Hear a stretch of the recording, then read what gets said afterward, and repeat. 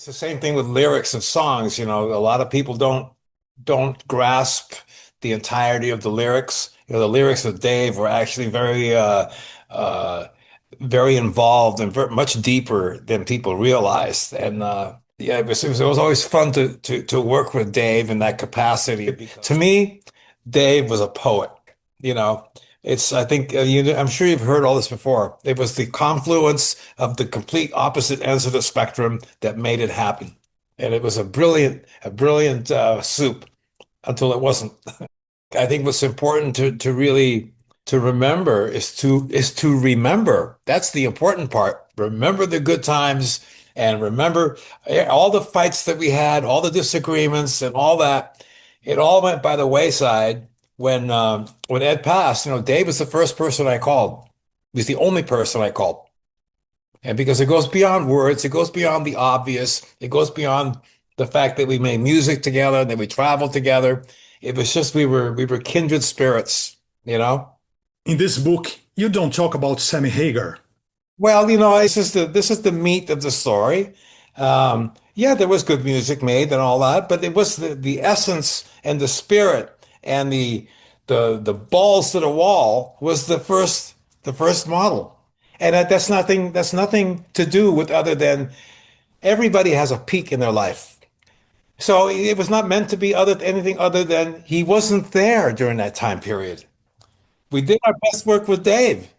You think that Van Halen was a unique band? I think it was an interesting collection of different influences. Um, because of the exposure from with my dad that who we worked with and the different kind of musical tastes and the fact that Dave was a very restless kind of guy. He couldn't settle on one thing for one day. The next day is on something else, which some people might think is a negative, and it is if it's left alone by itself to fester and become something that it shouldn't. You need conflict. You need open space. You need contradiction. You need friction. Without friction, you got no heat. Without heat, you got nothing.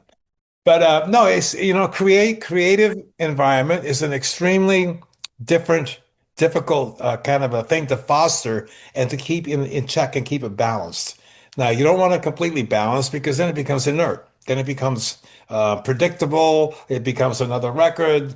And we were very concerned about ending up doing the same thing over and over again. He was one of those guys. He wasn't really in competition with anybody. In Dave's world, there was only Dave. And I respect that because I'm serious. It's not ego. That's beyond. I mean, and you need that confidence. When we used to walk out at these big festivals where you had these bands that were just incredibly organized and whatever, we'd walk out like half baked, if you want to call it that. And we stole the show because Dave had a way of connecting with the people, which was extremely important. He has that skill, and nobody's going to stop that. I don't care what anybody says. I love the guy. It's a gift. Yeah, it's a gift and it's something he practiced and it's something he observed. Music is not about music. It's about people. People don't really remember what you played. They remember how you made them feel. That's the key. Your music is good for the spirit. Sounds like you're in a sunny place. Yeah, Dave was very overt in bringing that forth because our whole Ed and I were used to being in dingy clubs and being like the Beatles at the Cavern Club and that kind of thing. But the beach and the sun, which is really contradictory to what rock and roll lifestyle is conducive to. Yeah, Dave brought that. That was really, and we were good with that. We did our best work with Dave.